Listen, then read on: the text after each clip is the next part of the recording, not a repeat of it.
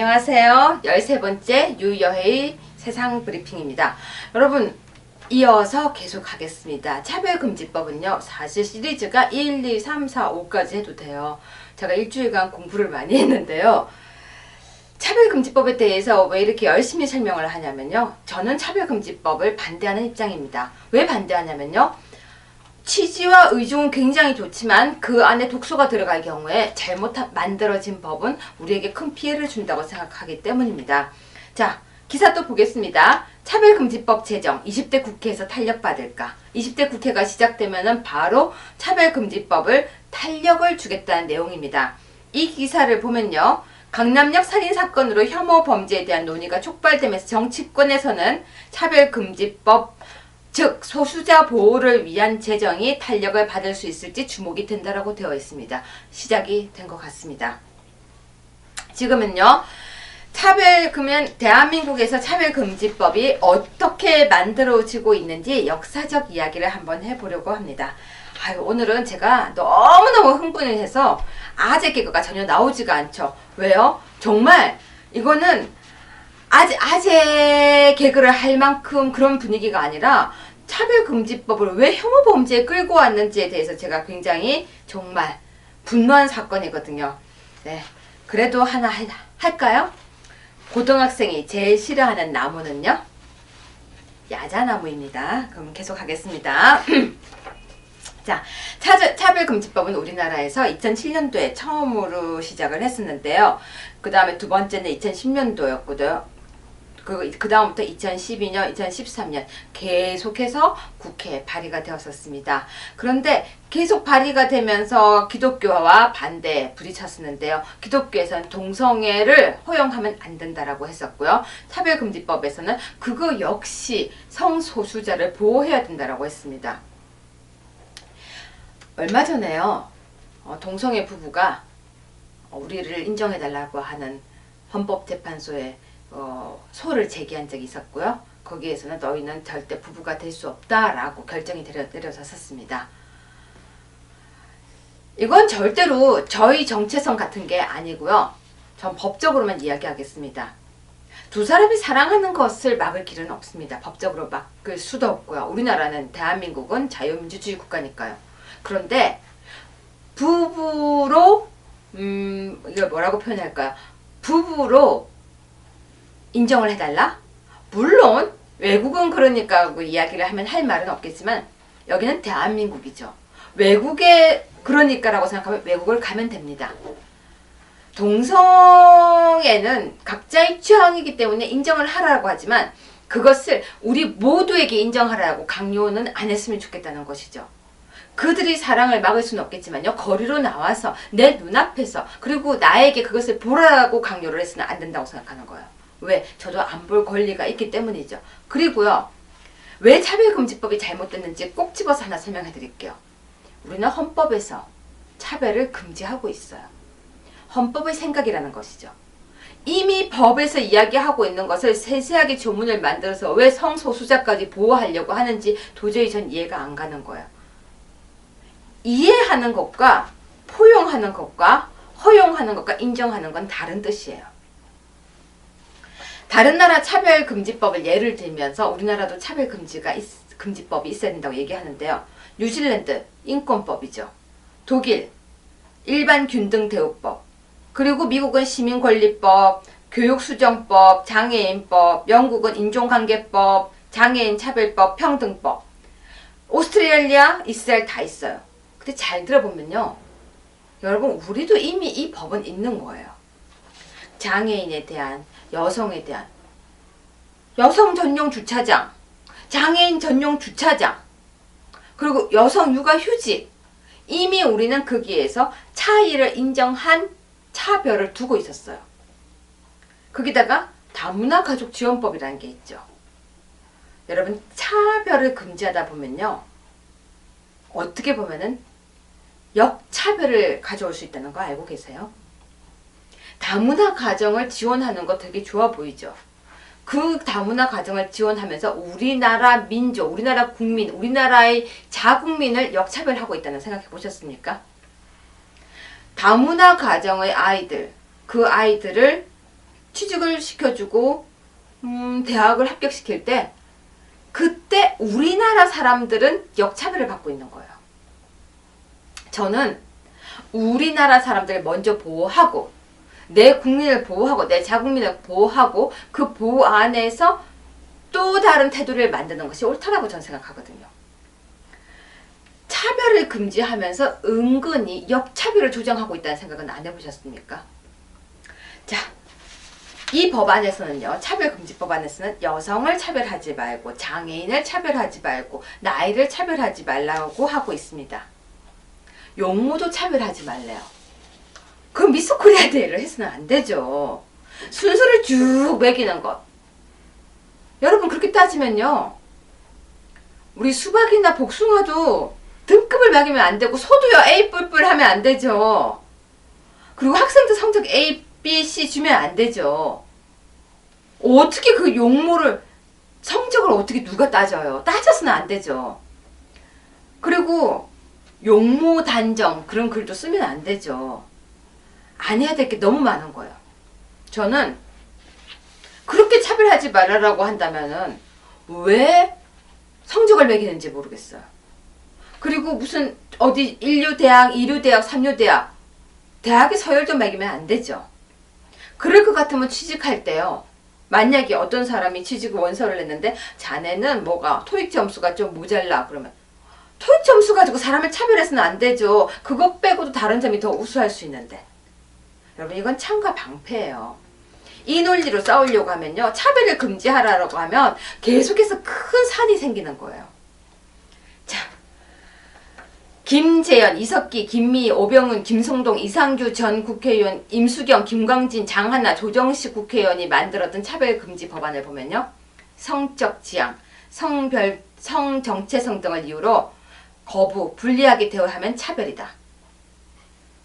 차별 행위가 악의적일 때는 손해액 외에 손해배상금이 2에서 5배 배상금, 하한선은 500만원. 교육기관장 등이 불이익을 조치한 데에는 뭐 2년 이하의 징역 또는 1,000만원 이하의 벌금. 그러면 당신은 남자가 또는 여자가 서로 사랑하니까 우리 학교의 교사로는 적절치 않습니다 라고 하면 벌금을 내야 되는 거죠. 어떻게 생각하세요? 김한길 의원 등 51명도 성적 지향, 정체성 등을 분리, 구별, 제한, 배제, 거부하면 차별. 왜 자꾸 성적 지향 쪽에 이렇게 꽂힐까요? 양성애, 동성애. 자, 독일은요, 남성이 있고 여성이 있고 중성이라는 성이 있습니다. 그래서 독일은 태어났을 때 남성이 있고 중성이 있고 여성이 있는 거예요. 중성이라는 성을 인정하는 나라가 독일이에요. 그렇기 때문에 성적 지향, 동성애, 양성애를 차별하지 말라는 말이 나올 수 있어요. 왜? 기본 베이스가 돼 있죠. 남성, 여성, 중성. 근데 우리는 남성, 여성으로 두 개를 나눠서요, 남자는 여자를, 여자는 남자를 서로 혐오한다고 하면서 갑자기요, 충이라는 이름을 붙이고 있어요. 맘충, 할배충, 할멈충, 충충충충, 서로 충충충충 벌레로 이름을 달아놓고 그러면서 서로가 서로를 견제하죠. 이 상태에서 차별을 하지 말라라고요. 편가르기를 하고. 우리는 편가르기를 하면서 차별을 하지 말라라고 이야기는 아주 모순에 부딪히지 않나요? 최원식 의원 등이 만든 법안에도 보면 성적 지향, 성별, 정체성을 차별하는 행위를 적고 있습니다. 어쩌자는 얘기인가요? 양성애, 동성애, 아니면 성적 지향을 가지고 있는 사람이 교사가 되어도 오케이? S 오케이? 아니면은 그런 사람이 내 곁에 다가와서 우리 집에 새를 들려고 해도 내가 만약에 거부 못하고 무조건 오케이? 전 그건 아니라고 생각합니다. 저는 아니라고 생각해요. 물론 이걸 보시면서 저한테 댓글로서 또 욕을 하실 수도 있지만요, 저는 비판은 받아들이겠습니다. 하지만 쓸데없는 비난은 하지 마세요. 왜냐면요, 논리적으로 이야기하세요. 내가 그렇게 하니까 그걸 다 인정하라고 하지 마세요. 나도 안 볼 권리가 있다는 것이죠. 저는 우리나라 체계에 맞는 것이 맞다고 생각하는 사람입니다. 외국에 이렇게 이상적인 정말 이런 법이 있으니까, 자, 그러면 외국에는 명예살인이라는 게 있어요. 외국 딸이 강간을 당하고 오면요, 아버지가 그 딸을 죽여버려요. 명예롭지 못하다고 해서. 물론 몇몇 나라에서. 독일은 우리나라에서 그런 살인이 있을 수 없다고 해서 명예살인을 법조문에 넣어서 명예살인을 처벌하고 있어요. 우리는 그런 법이 없습니다. 우리나라는 정말 그런 기본적인 법 같은 걸 하나도 다 만들어 놓지 않은 상황에서 갑자기 차별금지법을 얘기하고 있는 거죠. 다시 이야기할게요. 우리는 이미 헌법에는 차별을 금지하고 있어요. 세세한 법에도 차별을 금지하고 있어요. 학생 인권 조례라는 것을 만들어서 교사의 지위를 무너뜨렸더니 갑자기 이번에는 교사를 폭행할 경우에는 가중처벌하는 법을 만들었대요. 다시 설명해 드릴게요. 이거 되게 아이러니해요. 학생 인권 조례를 만들어서 학생들이 교사가 자기를 때릴 경우에는 신고를 해요. 그런데 반대로 교사의 교권이 무너지면서 학생들이 교사를 또 때려요. 그러니까 교사를 만약에 누군가라도 때리면 가중처벌하는 법을 만들었어요. 자, 교사도 때리면 가중처벌, 학생도 때리면 가중처벌, 부모도 때리면 가중처벌. 눈치채셨어요? 법으로 모든 걸 해결하려고 한다는 거죠. 거기다가 혐오범죄, 차별을 하지 말라고 차별하는 대상을 폭행을 하면 가중처벌. 여러분, 땅콩 사건 발생하고 난 뒤에요. 승무원 때리면 가중처벌해요. 또 소방관이나 버스 기사 때리면 가중처벌해요. 우리는 가중처벌에 가중처벌, 가중처벌에 가중처벌. 그러면 누구는 가중처벌 안 될까요? 제가 한번 따져봤습니다. 여성이면서, 장애인이면서, 만약에 성적 지향을 가지고 그 사람을 만약에 폭행을 하게 되면요, 가중 낫다버리예요. 말도 안 되는 사태가 발생하는 거죠. 그러면 남자이면서 정상적인 육체 건강하면서 성적 지향이 아주 정상적인 남자는 그 역차별을 어떻게 당하죠? 지금 차별금지법을 보면요, 외국에서는요 보통 노동이라든지 임금에 대한 차별을 많이 금지하고 있어요. 근데 우리는 차별을 금지한다고 하면서 여성이 남성보다 임금을 적게 받는 건 맞아요. 그런데 우리 여성이 남성보다 더 일을 많이 안 할 때도 가끔은 있다는 거 저 알아요. 지금은 모르겠습니다. 숙직 제도 있을 때. 여자는 숙직 안 했거든요. 남자는 숙직을 하고. 그렇게 따지면 그쵸. 그런데 정말로 고용평등이라든지 그런 부분에 대해서 요즘 잘 따져보시면요, 여성에게 휴가가 더 많아요. 그럼 남성 입장에서는 역차별이죠. 임신 육아에 대한 휴가. 물론 남성도 휴가 쓸 수 있다고 하지만 그거 쓰는 강 큰 남자는 사실 잘 없습니다. 그래서 이런 모든 부분을 다 따져봤을 때 정말로 왜 혐오 범죄가 차별금지법으로 갔는지도 의심이 들지만요. 그러면 차별금지법이 있으면 혐오금지가 없어질 수 있을까라고 질문을 했을 때 저는 비웃고 싶습니다. 아니라는 것이죠. 전 차별금지법으로 굉장히 토론을 많이 나갔었어요. 차별금지법으로 찬성하는 사람들과 제가 많이 이렇게 토론을 붙었었는데요. 전 차별보다 더 나쁜 것은 어떻게 보면 역차별이에요. 누군가에게 혜택을 주기 위해서 다른 사람이 역차별을 받는다면 그거 역시 좋은 건 아니라고 생각합니다. 그리고 끊임없이 용모차별을 하고 있는 지금도, 여러분 우리 용모차별 하고 있잖아요. 승무원 뽑을 때, 뭐 어디 뽑을 때 외모로 뽑잖아요. 그럼 이제 차별금지법이 생기면 그렇게 안 될 수 있을까요? 글쎄요. 저는 여기 보면 이런 내용도 있습니다. 혼인 상태를 이유로 한 차별을 금지한다. 그러면 우리가 흔히 얘기하는 미혼모, 미혼부를 이야기하기도 하는 것 같은데요. 우리 독일은요, 미혼모에 대한 지원이 굉장히 잘 되어 있습니다. 미혼모가 아이를 낳아서 키울 수 있게 시스템이 되어 있죠. 근데 우리는 미혼모가 아이를 낳아서 키울 수 있는 시스템은 전혀 되어 있지 않습니다. 시스템은 되지 않은 상황에서 미혼모에 대한 차별을 하지 말라? 근데 여기서 또 아이러니한 게 부딪히게 됩니다. 그러면 혼외자를 인정하라는 얘기거든요. 그러면서 우리는 불륜을 또 욕을 해요. 그럼 그렇게 따지면 불륜을 욕하면 안 되죠. 불륜으로 인해서 혼외자를 낳았을 때는 박수를 쳐줘야 되는데 혼외자는 또 욕을 하고. 창과 방패라고 했던 얘기가 이해 가시죠? 우린 자기 모순에 빠지게 됩니다. 차별금지법을 통과시키려고 노력하는 사람들은 어떤 생각을 가지고 있는지 모르겠지만요.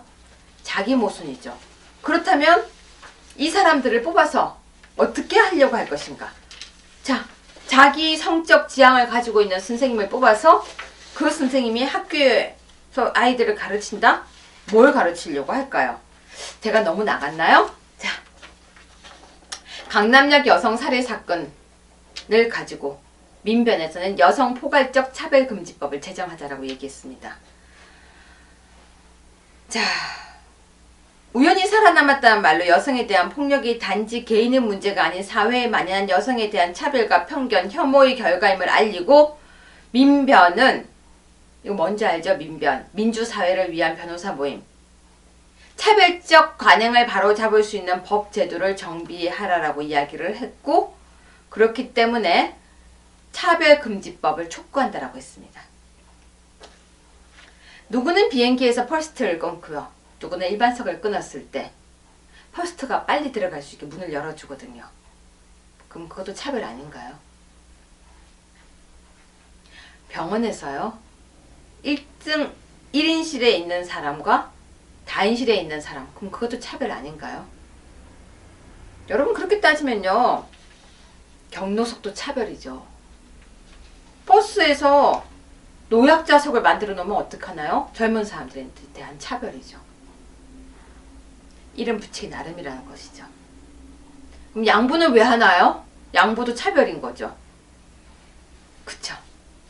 그렇게 따지면 차별과 차이를 구분하지 않고 살아가는 세상이 되면 좋을 것 같죠. 시험도 없어지고요. 글쎄요. 저는 아닙니다. 성숙한 법적 기반에서 인권의 법이 만들어지는 것입니다.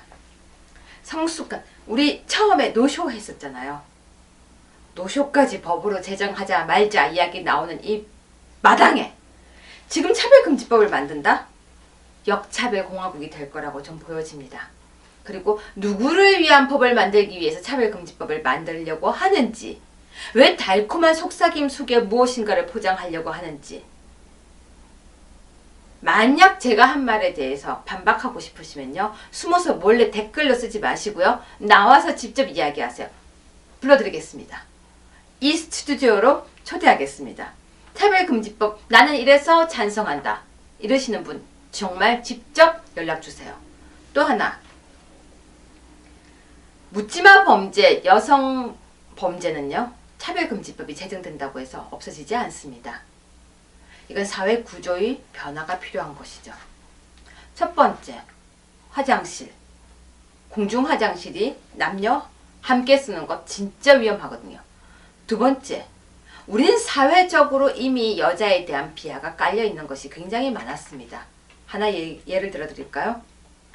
여성을 납치하고 난 뒤에 납치한 여성과 결혼을 하게 되면 형을 감경해주는 법이 있었어요. 우리는. 왜?